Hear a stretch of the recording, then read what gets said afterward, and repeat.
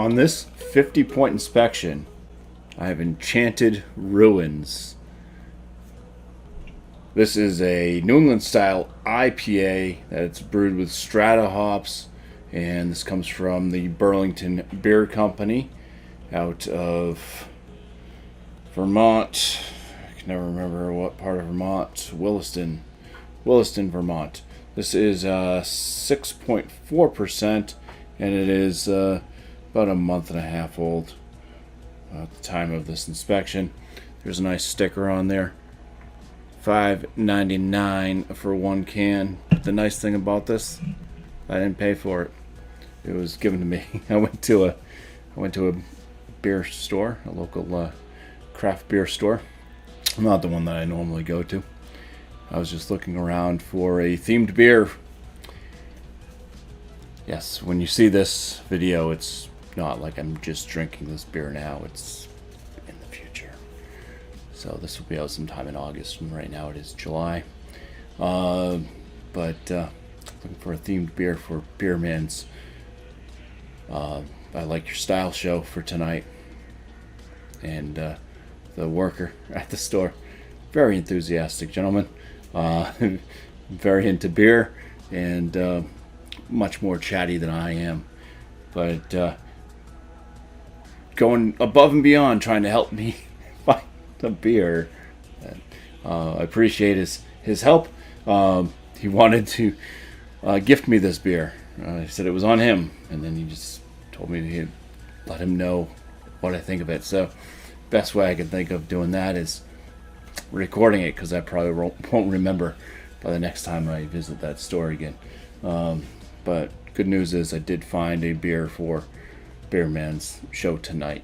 That isn't really tonight by the time you're watching it. But go back and watch it. It's the Fire Marshal Bill, I believe it is, the Jim Carrey skit from In Living Color. Well, let's get into this 50-point inspection now. Cheers.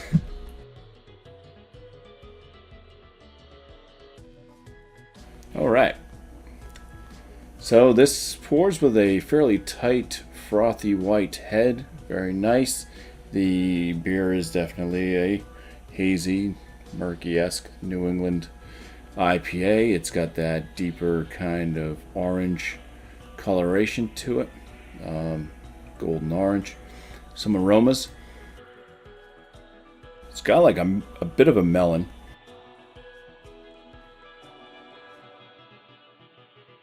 Maybe a little bit of a berry note. There's a rind in there of something citrusy. I almost wanted to say like grapefruit, but it's not coming off like grapefruit at all. It's not really orange. Orange. It's something in the orange family, though. It's like the rind of it. The zest. But yeah, there's a melon note. There's kind of this berry note. A little bit of a greenness in there.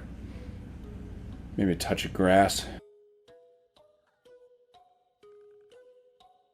Slight bit of a malt presence. A little bit of a sweet breadiness. All right, let's dive in now. Get some flavors. Cheers. Honey is ringing in my head. There is a melon note. There's a honey note. So a little bit of a berry action going on there. I couldn't really tell you what type of berry. It's just berry. It's not raspberry. It's not really strawberry.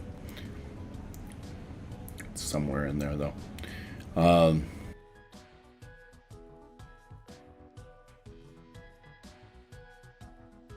Yeah, it's a little bit of like this oat and bread from the malt. Honey, a little bit berry, maybe a touch of the melon too. I'm kind of lost after that. I'm not quite sure. I mean, it's got kind of a lower side bitterness. This one's not like super bitter. It does have a lingering bitterness.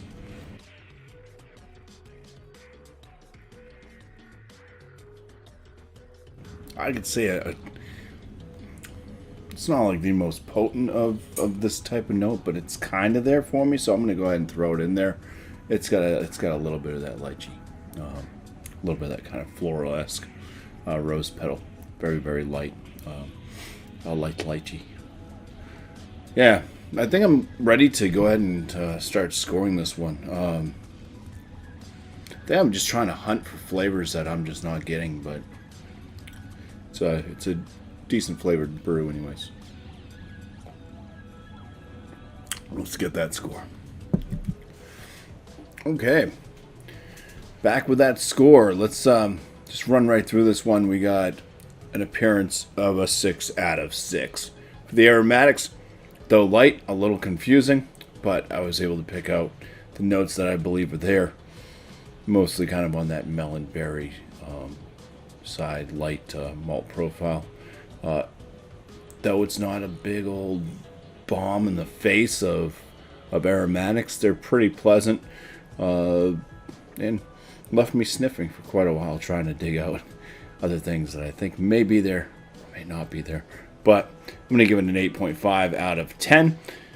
For the flavor score on this one, same thing, kind of as the aromatics. It's kind of lighter on a lot of the flavors, but the bitterness also kind of matches that. It doesn't go super bitter. It's not unpleasant at all. It's a fairly well balanced beer. Has a little bit of sweetness, a little bit of that malt sweetness. You get a little bit of that oaty flavor as well, and just kind of lighter side hop flavors, kind of in the melon berry range for the most part. Maybe a little bit floral to lychee. Or lychee. Anyway, I'll score it at a 15.5 out of 19 for the flavors. Body on this one, I don't even think I mentioned the body. It's a medium body, if I didn't mention it. But, yeah, kind of a medium carbonation level as well. Not super soft in the palate. Maybe that's why I didn't really mention it, because it's got just a mild amount of soft mouth appeal. Fairly wet, yet somewhat drying beer. I give it a 4.5 out of 5 for the body. My overall for this one, it's not bad, especially for a summertime drinker. If it's nice and hot, it's kind of lower ABV at 6.4 compared to a lot of other IPAs, double IPAs out there. So this is definitely not a double IPA. It doesn't reach that ABV. But I'm just saying, for the New England style and the drinkability of this brew, especially on hot days, I think it works nice. It's kind of it's got those lighter fruit notes to it. So 8 out of 10 for my overall, which is going to leave the Enchanted RUNES from Burlington Beer Company with a BuMpy 42.5 out of 50, which will land it in the very good range. Now, looking at Untapped, there's no tasting notes on Untapped that I wasn't really searching through for them anyways, but sometimes you'll find them right there and there's nothing. So you just get the score, which I am a bit higher than what the average was of 465 ratings.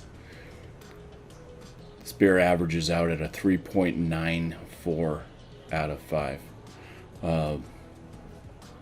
Which on my scale would have just put that into the good category. So, very good for me, and just good for a large average. Cheers. Thanks for watching.